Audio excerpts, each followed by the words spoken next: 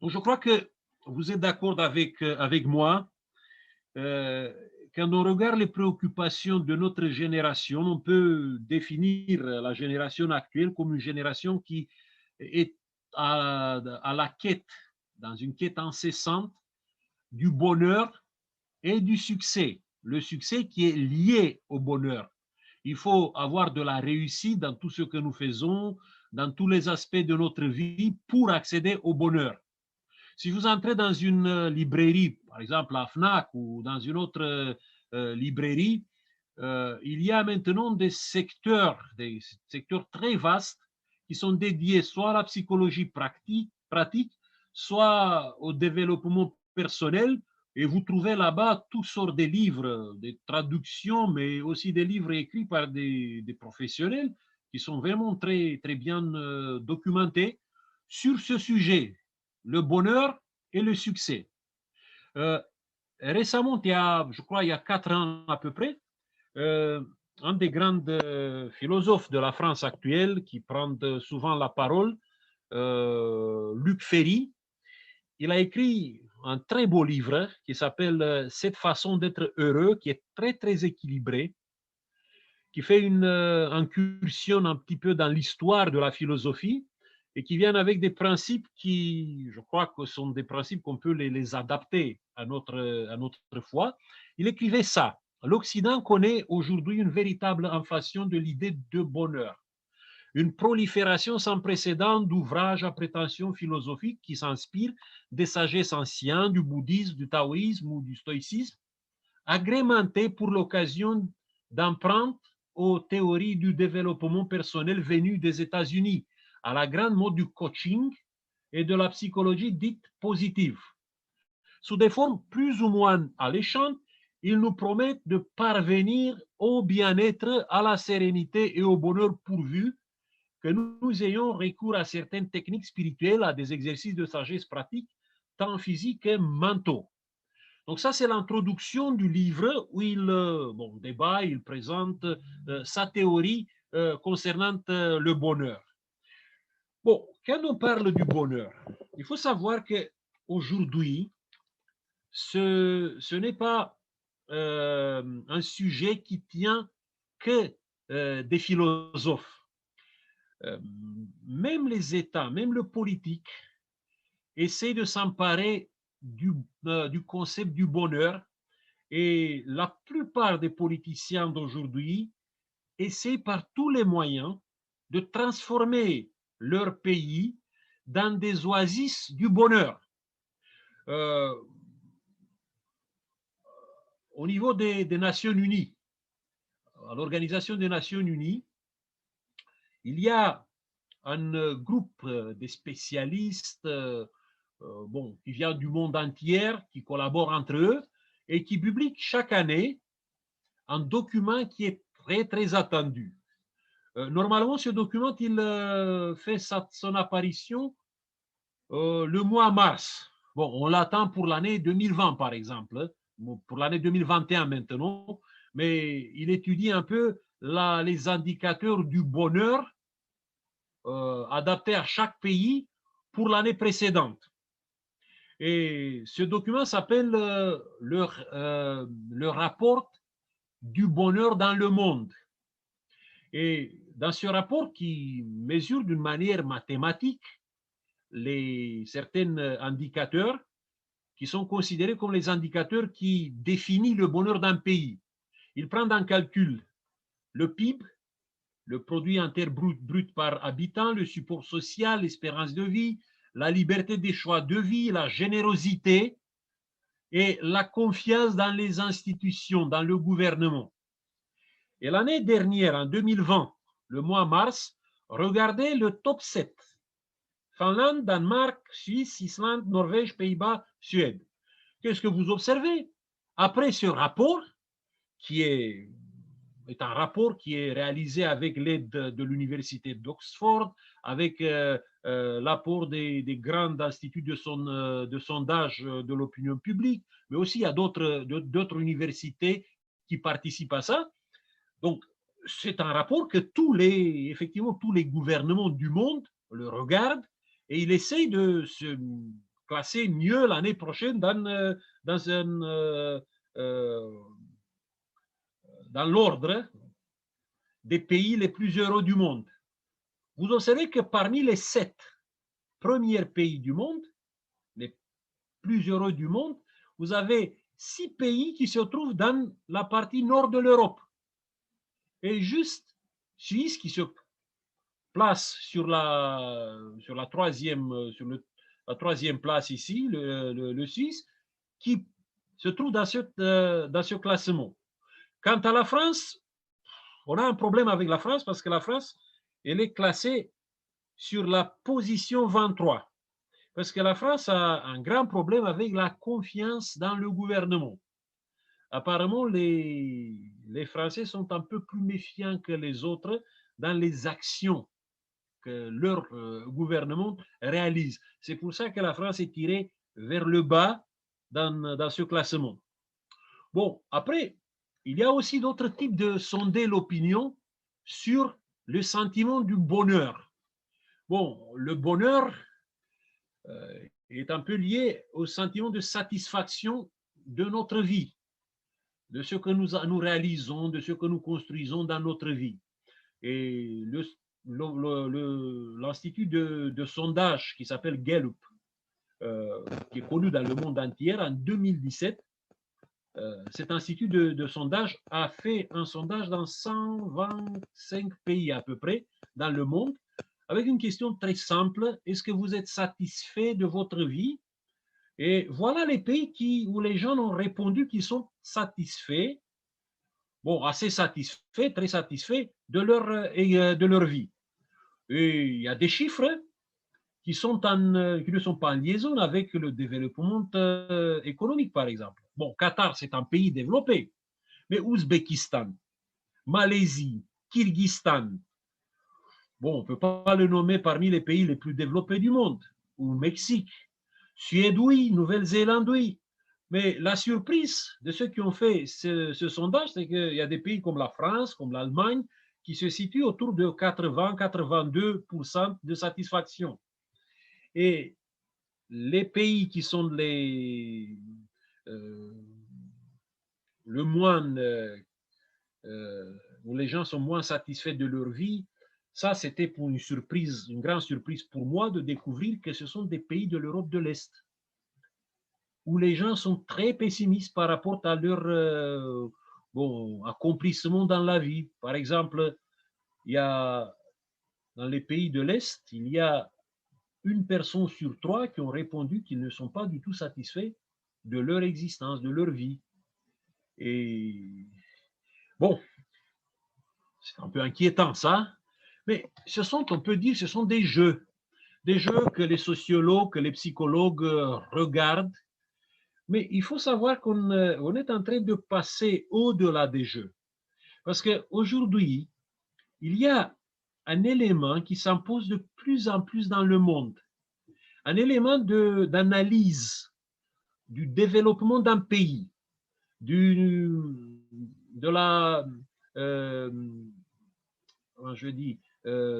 progrès d'un pays. Et cet indicateur qui s'impose de plus en plus s'appelle bonheur national brut. Certains disent que c'était un concept qui a été inventé en Asie. Ce n'est pas en Asie, c'est en Europe. Et c'est lui qui a lancé ce concept, qui est le théoricien de ce concept. C'est un ancien président de la Commission européenne dans les années 1970. Il s'appelle Sigmund Scholz. Il a été président de la Commission européenne et il est considéré parmi les pères de l'Europe unie, les 4 pères de l'Europe unie. Eh bien, lui, il a commencé à parler des années 1970 en disant qu'il faut évaluer nos pays pas en fonction des indicateurs économiques, mais en fonction des indicateurs qui viennent de plusieurs domaines. Et avec la synthèse de tous ces indicateurs, on peut arriver à définir le bonheur national brut. Les Nations Unies veulent imposer ça de plus en plus dans l'évaluation des pays du monde. Il faut voir si un pays est fort ou non en fonction de ça. Et le 20 mars, chaque année, il faut savoir que c'était la journée du bonheur. C'est la journée où les Nations Unies publient des rapports, où les Nations Unies essayent de motiver les divers pays du monde d'évaluer leurs activités, leur vie en fonction de cet indicateur. Et figurez-vous qu'il y a un pays qui a introduit cet indicateur dans sa constitution. Bon, ce n'est pas un grand pays, mais c'est un pays un peu exotique qui se trouve dans les montagnes de Himalaya, qui s'appelle Bhoutan. Et ce pays s'évalue, s'auto-évalue, pas en fonction de combien du blé a produit ce pays, ni combien du pétrole a ce pays, mais en fonction d'une convergence de plusieurs indicateurs. Voilà, il regarde bien sûr la croissance économique, mais aussi la protection de la nature, la préservation des traditions, et il se donne une note pour la bonne gouvernance. Et comme ça, il établit quel est le niveau du bonheur national brut. Tous ces éléments, je vous l'ai dit, juste pour vous rendre compte combien c'est important aujourd'hui le sujet du bonheur. Nos vies, notre équilibre tient de cette satisfaction qui dure, parce que le bonheur, c'est une satisfaction qui s'installe dans notre esprit, pas pour un moment ou pour un jour, mais qui s'installe pour une période longue, si c'est possible, pour tout le reste de notre existence. Et nous sommes toujours à la recherche de ça, de cette stabilité, de cette durée d'un état d'esprit. Lié au bonheur, il y a un autre concept, le concept du succès et de la réussite qui est très recherché aujourd'hui. Vous le trouvez partout, dans les grandes entreprises, dans bon, les différents domaines. Il y a des gens qui s'intéressent comment ils peuvent développer, construire leur vie pour, dans leur travail, dans leurs activités, il y a ce goût de la réussite, ce goût du succès qui s'installe. Et il y a, pour la plupart des théoriciens du succès, de la réussite, bon, des théoriciens qui nomment cette discipline aujourd'hui le développement personnel, il y a deux maîtres à penser qui se sont imposés dans l'histoire de ce concept. Ils sont des célébrités. La première célébrité s'appelle Dale Carnegie. Bon, il a orthographié son nom avec Carnegie, E-G-I-E. Bon, un peu pour que les gens font une liaison avec un autre Carnegie, Andrew Carnegie, qui était bon, un des plus grands milliardaires qui ont vécu sur la Terre dans un classement de tous les milliardaires de tous les temps. Il est situé sur la 4e position, Andrew Carnegie, bon, qui était aussi un philanthrope. Mais Dale Carnegie, normalement, il s'appelait Carnegie. Et il a changé un petit peu le nom pour s'imposer un peu plus. Eh bien, il a écrit un livre qui représente jusqu'aujourd'hui un livre de base, une autorité dans ce domaine du développement personnel, de la recherche du succès. Bon, le livre en français, vous le trouvez sous le nom de Comment se faire des amis. Bon, j'ai lu ce livre quand j'étais adolescente et ça m'a plu beaucoup à l'époque. Mais après, c'est un livre qui m'a fait réfléchir. Bon, chez nous, en Roumanie, ça s'appelait L'art de réussir dans la vie. Bon, pour ceux qui peuvent lire ça en anglais, ça s'appelle How to Win Friends and Influence People. Comment tu peux gagner des amis et influencer les gens. Qu'est-ce qu'il dit dans ce livre? Sa théorie concernant le succès, qui est appelé par beaucoup des psychologues aujourd'hui le paradoxe de Carnegie. Vous verrez pourquoi c'est un paradoxe. Bon, lui, il dit comme ça, le succès dans la vie s'appuie sur l'art de faire des amis importants qui peuvent t'aider. Tu as besoin des amis forts pour réussir dans ta vie. Pour te faire des amis, pour approcher quiconque et le transformer dans un allié, il dit il faut t'adresser à un des deux besoins fondamentaux. Vous savez, Sigmund Freud, qui était à la mode au début du XXe siècle, il disait que l'être humain a deux besoins fondamentaux, la sexualité et le besoin d'être grand. Et lui, Dale Carnegie, il dit qu'il faut s'adresser à ce besoin d'être grand. Maintenant, pour satisfaire chez quelqu'un le besoin d'être grand, il faut utiliser une approche positive qui se compose par les compliments, par les appréciations à l'adresse de cette personne, mais des compliments adaptés. Il ne faut pas lui donner l'impression que tu es en train de le flatter. Il faut lui donner vraiment l'impression que tes compliments sont sincères. C'est pour ça que la crédibilité dans la transmission des compliments, dit Dale Carnegie, c'est qu'il faut être totalement sincère. Et cette sincérité, qui est prônée par Carnegie, elle se cultive par exercice. Donc, si tu veux avoir des amis importants, il faut faire des compliments, et ces compliments doivent être faits avec sincérité, et cette sincérité se cultive par exercice. Et voilà le paradoxe. Parce que la sincérité authentique, normalement, n'est pas quelque chose qu'on fabrique. Ce n'est pas quelque chose qu'on cultive. La sincérité authentique vient de la spontanéité. Mais ce n'est pas une sincérité spontanée qu'il dit, mais c'est une sincérité que je réfléchis à elle, que je la cultive et que finalement je joue un petit peu le théâtre. Voilà pourquoi je suis au début, quand j'ai lu ce livre, j'étais très enthousiaste parce que le livre est très bien écrit, avec des citations célèbres, vous avez des anecdotes de la vie des grandes personnalités. Et finalement, quand tu prends ce livre entre tes mains, c'est un livre que tu dois terminer dans une nuit. Bon, finalement, j'ai commencé à avoir quand même un certain scepticisme par rapport aux idées qui étaient énoncées là-bas. Bon, c'est très bon. La théorie de Carnegie, je crois que c'est une bonne théorie quand tu es dans le domaine du marketing. Quand tu veux vendre un produit, quand tu travailles dans le commerce, ça tient. C'est une bonne théorie. Mais si tu appliques cette théorie dans ta vie personnelle, dans tous les aspects de ta vie, tu te transformes dans un acteur. Et le problème est que le but existentiel, toute l'énergie que tu as, commence à se transformer dans une sorte de manipulation réfléchie. Voilà qu'est-ce qu'il disait Samuel Goldwyn, un des plus grands producteurs de cinéma.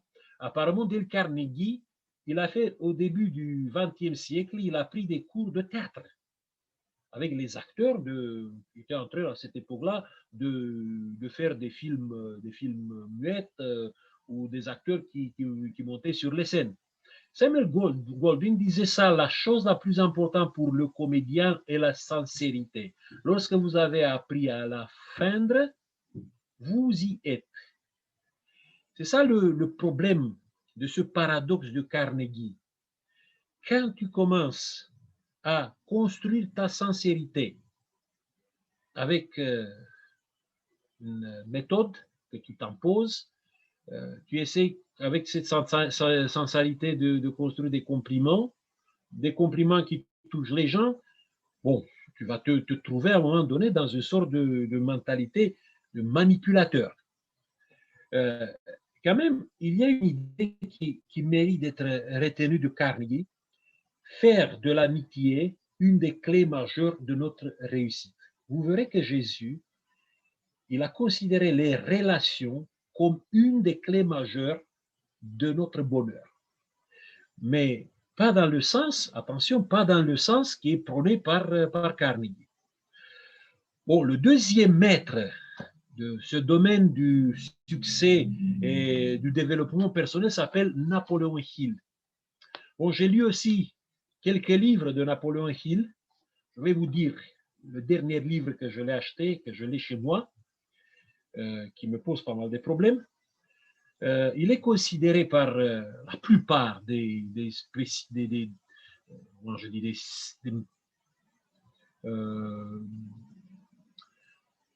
speakers,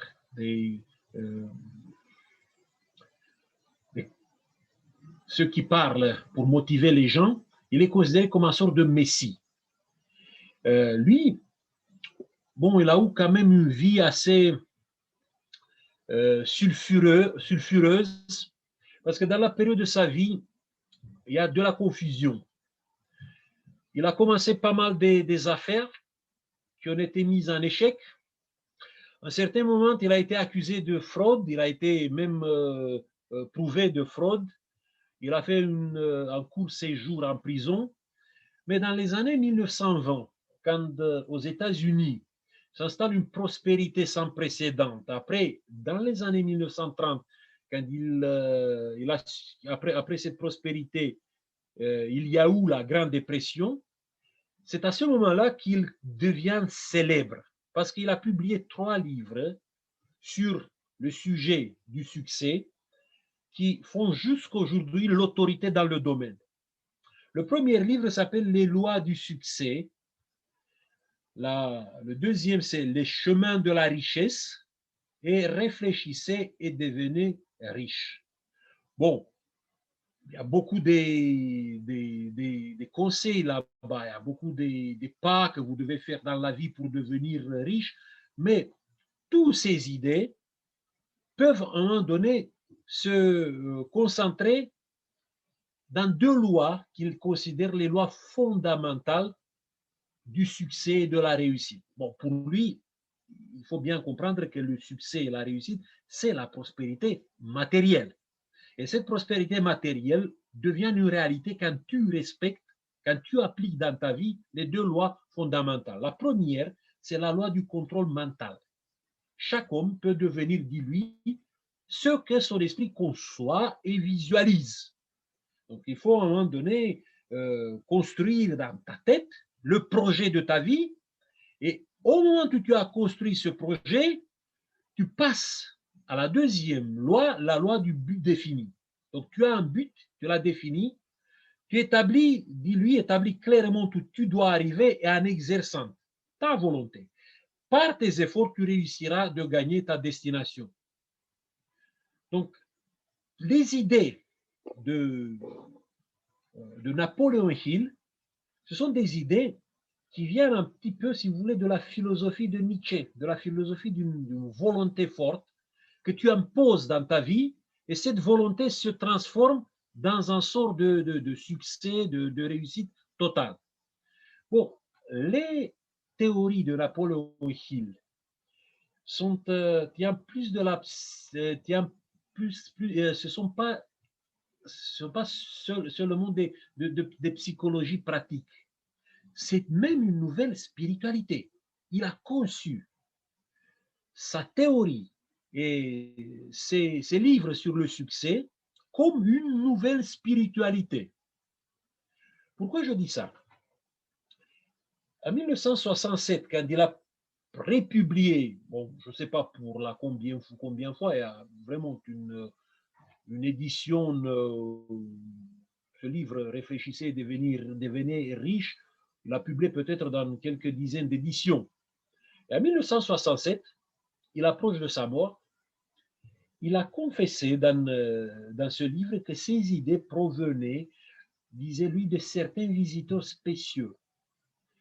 Il décrit ces visiteurs spéciaux comme des esprits qui lui parlent et il les nomme des gardiens invisibles, des maîtres de la grande école de la sagesse. Bon, certains ont dit qu'il parle d'une manière métaphorique, mais ce n'est pas comme ça.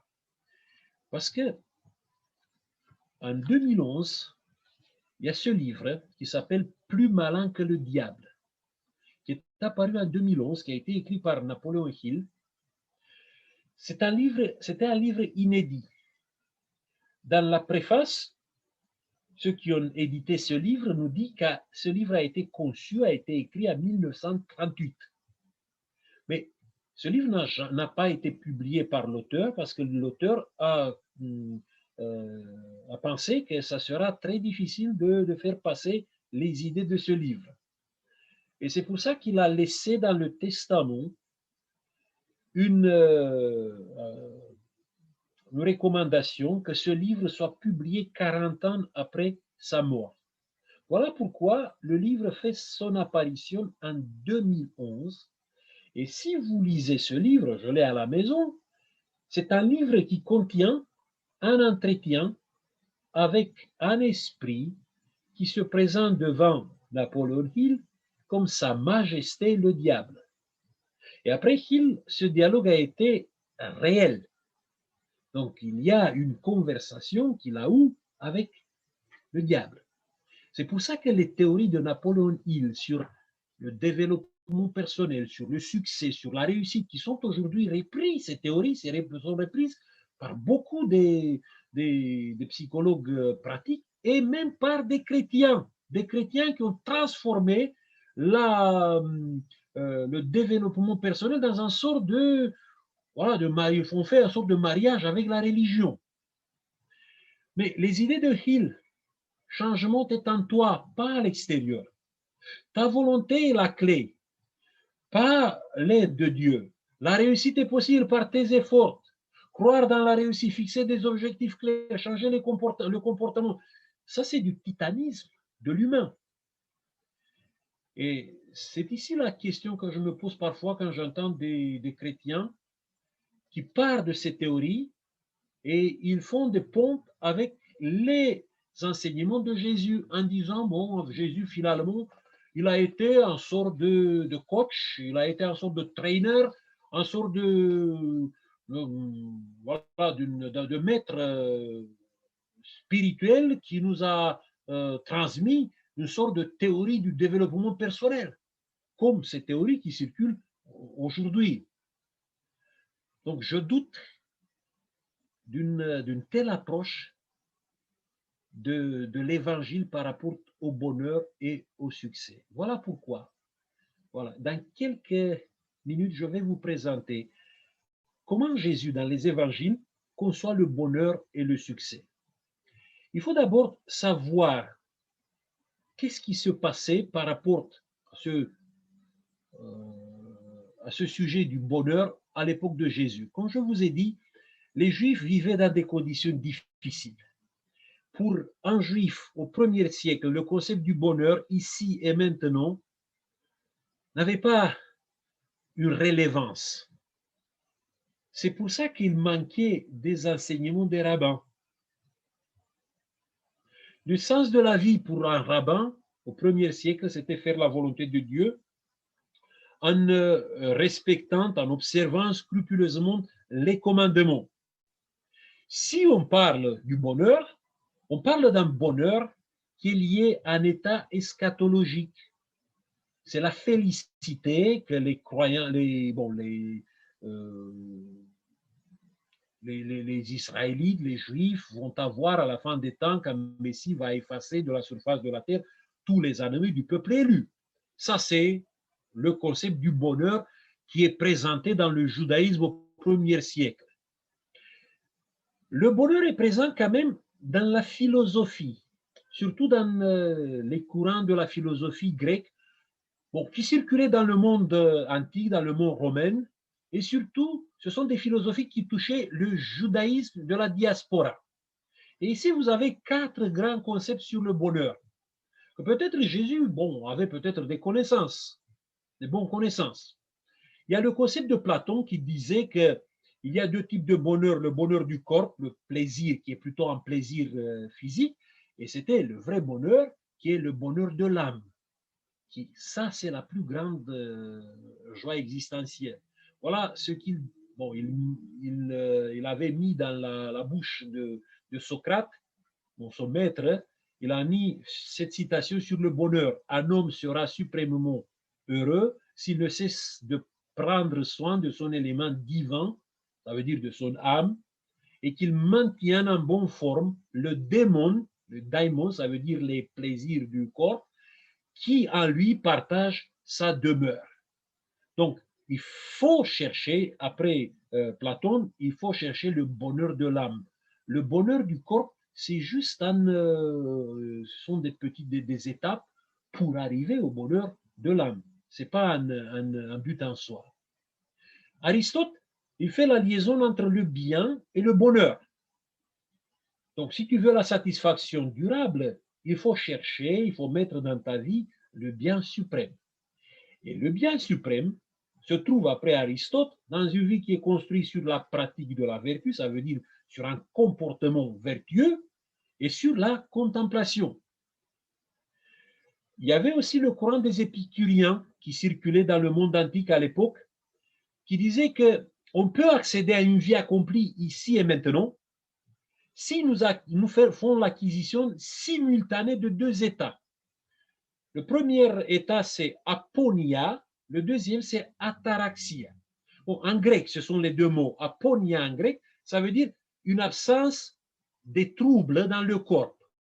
Acquérir la santé optimale. Après les épicuriens, ça c'est la première condition. Et la deuxième condition qui est attachée à la première, c'est ataraxia. Ça veut dire il faut éliminer de ta vie tous les facteurs qui perturbent l'âme et permettent l'installation d'un équilibre spirituel. Et pour arriver à ça, il faut avoir une vie de vertu. C'est faux quand on dit que les épicuriens ce sont des gens qui, voilà, qui n'ont pas des limites dans leur plaisir. Ça, c'est faux. Les épicuriens voulaient avoir un équilibre spirituel par une vie de vertu, par la cultivation de l'amitié et la recherche de la sagesse. Et la quatrième voie du bonheur qui existait à l'époque de Jésus dans le monde gréco-romain, c'est le bonheur des stoïciens. Vous savez, on a aujourd'hui un dicton carpe diem, que nous interprétons d'une manière totalement déplacée par rapport aux stoïques. Parce que pour les stoïciens, à l'époque, carpe diem, qui signifie vivre l'instant présent, il disait qu'il fallait, ça signifiait ça, discipliner l'esprit pour éliminer les désirs inutiles que tu ressens maintenant et aussi éliminer les peurs qui sont liées à un avenir. Ça veut dire concentre-toi sur le présent, non pour l'exploiter au maximum, non pour vivre dans la débauche, mais consacre-toi sur l'instant présent, parce que de toute façon, tu ne peux rien faire pour changer l'avenir et tu ne peux rien faire pour satisfaire les désirs impossibles, les désirs inutiles. Et quand tu te consacres, quand tu élimines tous ces éléments perturbateurs, à ce moment-là, tu peux construire un équilibre intérieur qui se base sur la patience, le courage et l'ascèse. Voilà, Sénèque, il disait que la précipitation et l'obsession d'être heureux détruisent le bonheur. Donc, il ne faut pas tomber dans l'obsession d'être à tout prix heureux maintenant et ici. Voilà un peu le contexte qui existait dans le judaïsme, dans le monde grec, quand Jésus il a prononcé ces mots qui sont surprenants. Heureux. Donc, le judaïsme ne s'intéressait pas beaucoup à ça.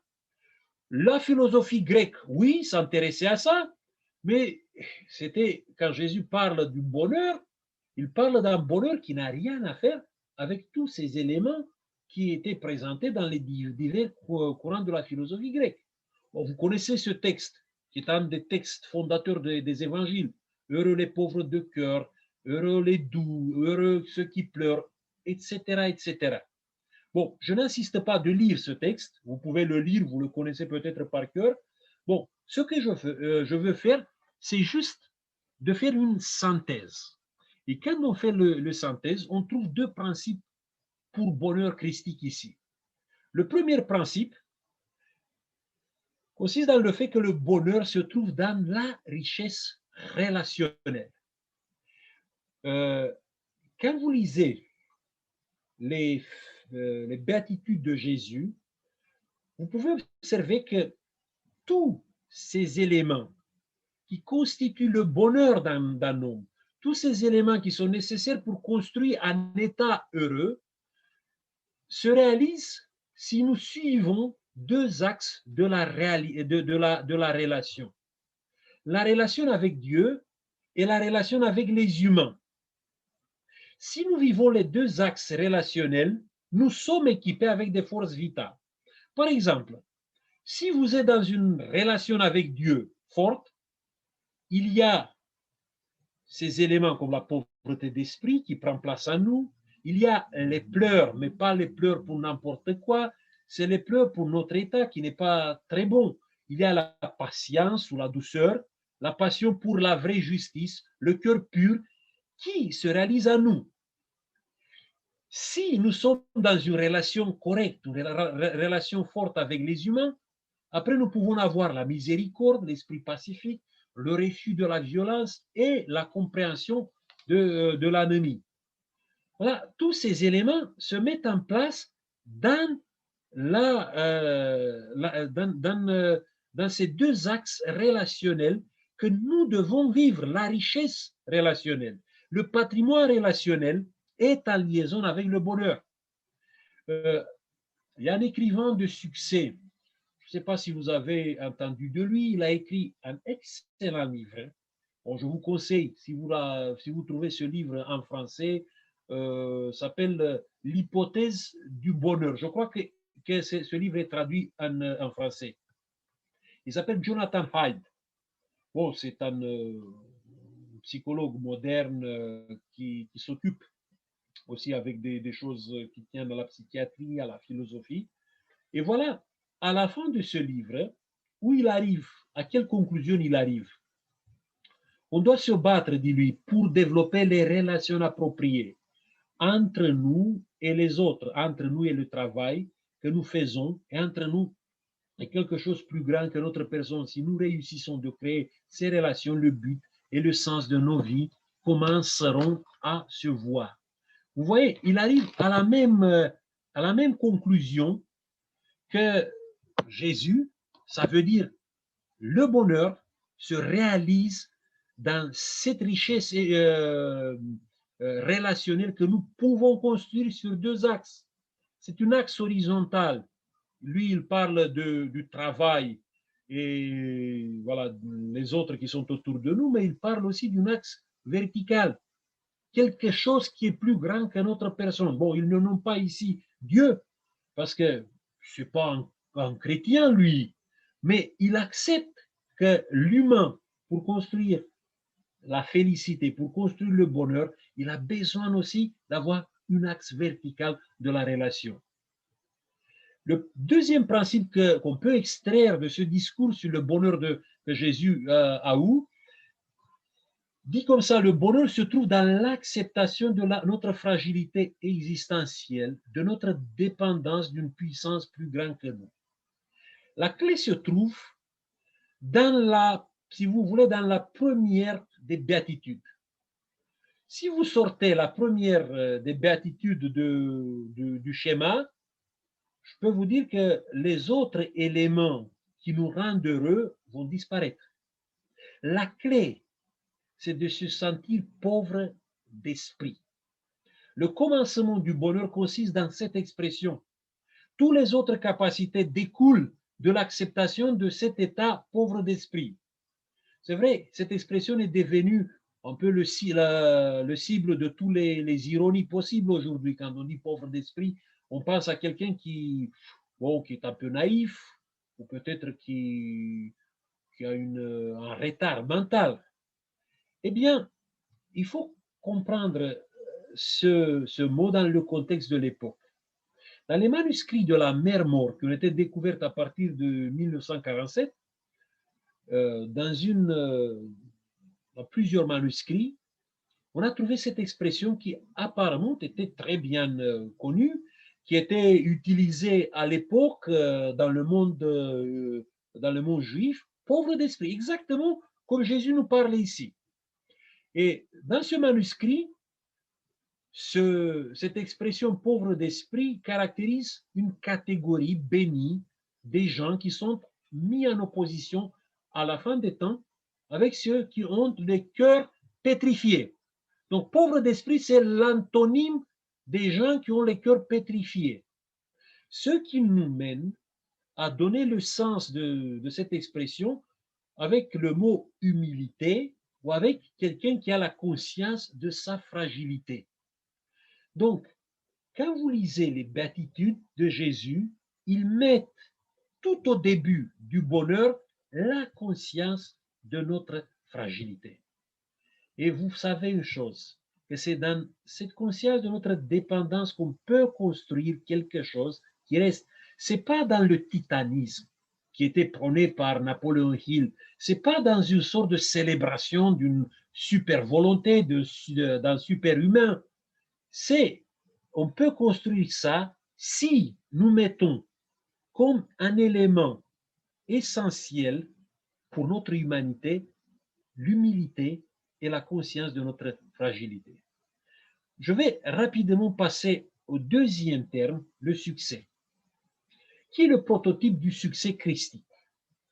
Bon, si vous feuilletez les évangiles, vous trouvez que Jésus a trouvé un homme, pour un homme de succès. Et cet homme, qui est présenté par Jésus comme celui qui a été le plus grand, qui a été né d'une femme, s'appelle Jean le Baptiste. Mais regardez un petit peu sa vie. Est-ce que ça, c'est le portrait d'un homme de succès ou non? C'est quelqu'un qui vit une vie solitaire. C'est quelqu'un qui a une présence qui choque, ses vêtements, sa nourriture. Bon, c'est quand la Bible nous parle qu'il avait des vêtements voilà, on s'appelle de chameau, quand la Bible nous parle de sa nourriture qui était un peu choquant. C'est quelqu'un qui mange quand même des insectes. Il y a certains qui voulaient dire que non, ce n'est pas des insectes. Non, non, c'est ça, c'est des insectes qu'il mangeait. Donc, ce n'est pas le modèle à suivre. Après, sa mission, ça n'a pas dépassé une année. Apparemment, il a commencé sa mission au printemps de l'année 27 et jusqu'au début de l'année 28, Jean le Baptiste, il a été déjà arrêté. Il était déjà dans la prison, mis dans la prison par Hérode Antipas. On ne nous parle d'un miracle qui a été fait par Jean le Baptiste. On nous parle seulement qu'il a été emprisonné et qu'il a été oublié dans un cachot et que Jésus, malgré tous les prouesses qu'il a réalisées, il n'a bougé aucun doigt pour le faire sortir de là. Et quant à la mort de cet homme, c'est une mort sordide. Donc, il meurt par le caprice d'une femme. Une femme qui demande sa tête sur un plateau. Donc, c'est pas le portrait de celui qu'on peut le nommer le prototype du succès christique, le plus grand homme. L'homme qui a réalisé le plus que tous les autres, il est présenté de cette manière. Ça, c'est la biographie de cet homme. Où on trouve les principes? Quel est le principe de son succès? Eh bien, si vous regardez un peu plus de près, et je vous conseille de lire un chapitre, Ellen White, dans le livre Jésus-Christ, elle a écrit un excellent chapitre sur la vie de Jean le Baptiste. Voilà ce que vous trouvez comme la clé du succès de cet homme. Pourquoi Jésus le présente comme le prototype du succès? Le succès de Jean-Baptiste ne se trouve pas dans sa destination, dans les prouesses, dans les choses extraordinaires qu'il a réalisées, mais c'est dans la fidélité de suivre sa voie ou la voie de Dieu jusqu'au bout. Et ça, c'est très important pour nous. Il ne faut pas se poser la question combien de choses nous réalisons dans la vie, mais il faut se poser toujours la question sur quelle voie je me trouve. Parce que si je me trouve sur la bonne voie, c'est ça le succès dans mon existence. Pour un chrétien, le plus important dans sa vie, c'est de suivre la route, le chemin que Dieu lui a montré. Et tant que tu te trouves dans cette route, tant que tu te trouves sur ce chemin, peut-être tu ne réalises pas grand-chose. Peut-être tu vas réaliser des choses extraordinaires. Mais ce n'est pas dans ce que tu fais ou ce que tu ne fais qui se trouve le succès, mais c'est dans la fidélité par rapport à ta voix. Et le comble du succès christique, voilà, je le trouve dans ce verset de Luc 10, le verset 20. Vous connaissez, à un moment donné, Jésus rassemble 70 personnes autour de lui, des disciples, et il les envoie pour annoncer le passage de Jésus dans certaines villes. Il leur donne des instructions, qu'est-ce qu'il doit faire, comment il doit se comporter, et surtout, il le dit de guérir les malades. Et les 70, bon, c'est comme les 70 anciens à l'époque de Moïse. Bon, Jésus se présente là comme le deuxième Moïse. Bon, les 70 disciples, ils partent et il revient plein d'enthousiasme. Et ils disent à Jésus, écoute, on a fait ce que tu nous as dit et on peut te donner un rapport. Et le rapport est encore plus fort qu'on a pensé. Parce que non seulement que nous avons guéri des gens, mais même les esprits nous sont soumis. Donc, dans la Bible, la seule personne qui avait réussi de sortir les démons de quelqu'un, c'était Jésus, pas les prophètes anciens. Et maintenant, voilà les 70 disciples, ils sont en train de dire, on a réussi de faire les mêmes performances que toi. Ils sont pleins de joie. Et Jésus, au lieu de leur dire, bravo, mes amis, super, extraordinaire, vous avez fait des choses, les choses que j'attendais de vous. Bon, Jésus ne se comporte pas comme un coach. Un coach aujourd'hui, quand tu viens pour lui dire, voilà, j'ai respecté tes conseils, j'ai réalisé ça parce que tu m'as conseillé de faire ça. Bon, n'importe quel coach va commencer par l'appréciation. Non, Jésus dit non, non. Pourtant, ne vous réjouissez pas de ce que les esprits vous sont soumis, mais réjouissez-vous de ce que vos noms sont inscrits dans les cieux. Avec d'autres mots, Jésus nous parle qu'il y a des réussites dans la vie qui ne sont pas en fait la réussite. Et qu'il y a des choses, des succès que nous pouvons avoir qui sont en sorte de bonus existentiels, de possibilités qui peuvent dépendre de certains facteurs, peut-être ma détermination, ma discipline, certaines circonstances ou la virulence du mal, mais toutes ces réussites ne sont pas la vraie réussite, le vrai succès. La réussite pour un chrétien, c'est le salut. C'est le nom qui est retenu par Dieu pour l'éternité. Et le salut dans la Bible est mis à disposition pour tous les humains.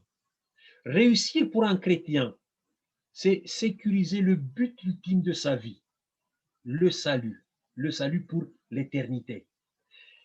Tu peux avoir d'autres succès dans la vie qui embellissent l'existence, mais tu ne peux pas les avoir. Tu peux être riche ou tu ne peux pas être riche. Parfois, ça ne dépend pas de ta détermination, parfois ça ne dépend pas de ta discipline. Ça peut dépendre des circonstances. Tu étais un homme d'affaires très prospère il y a une année. Il y a la pandémie qui est venue, qui ne tient pas de toi.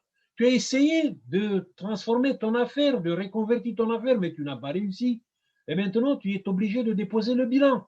Et tu as le goût amer du fait que tu n'as pas réussi dans la vie. Mais ce n'est pas grave. Parce que des réussites comme ça, des joies comme ça, peuvent venir et disparaître. Mais ce qui ne disparaît jamais, ce qui est sécurisé, ce qui est assuré, c'est le salut. Et c'est ça que Jésus dit à ses disciples. C'est ça que doit procurer la joie que vous devez garder dans vos vies. Voilà les conclusions que je tire. On a deux principes dans ce que Jésus nous apprend, deux principes pour asseoir notre bonheur dans la vie. Le patrimoine relationnel riche qu'on doit construire sur deux axes. Un axe vertical avec Dieu et un axe horizontal avec nos amis, nos semblables. Deuxième élément, le deuxième principe pour obtenir le bonheur dans la vie, c'est que le bonheur n'entrera jamais dans notre vie si nous manifestons le titanisme. Mais si nous acceptons la fragilité existentielle et la dépendance de Dieu, c'est exactement le contraire de ce que parfois les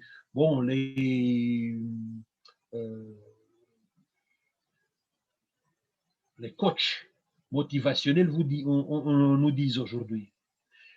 Et concernant le succès essentiel se réalise pas quand tu arrives à une certaine destination que tu t'es proposée, mais quand tu suis avec fidélité la voie qui a été confiée par Dieu. Le deuxième élément qui t'aide dans la réalisation du succès, il faut te focaliser sur une destination finale de ton existence qui est le salut. Et quand tu es sur la route, quand tu gardes la route avec fidélité sur cette destination finale du salut, tu es assuré. Tu es à ce moment-là entre les mains de Dieu. Et ça, c'est le succès. C'est ça le succès que tu peux avoir. C'est ça l'élément qui reste après toi. Parce que tu peux obtenir beaucoup des choses dans la vie. Tu peux réaliser beaucoup des prouesses dans la vie. Mais finalement, pose-toi la question, qu'est-ce qui va se passer avec ton homme, avec tes réussites, après 100 ans? Vous pouvez, si vous voulez, vous balader dans un cimetière, vous voyez là-bas des noms des personnes renommées qui sont là, et dans la plupart des cas, on ne parle plus de ces noms. On ne sait pas qui on était, qu'est-ce qu'ils ont fait, comment ils ont vécu. Mais ce qui est très important, c'est que notre nom soit retenu pour l'éternité par notre Dieu. Voilà comment j'ai trouvé dans les évangiles les éléments qui sont importants, les éléments que Jésus nous a appris par rapport au bonheur et au succès.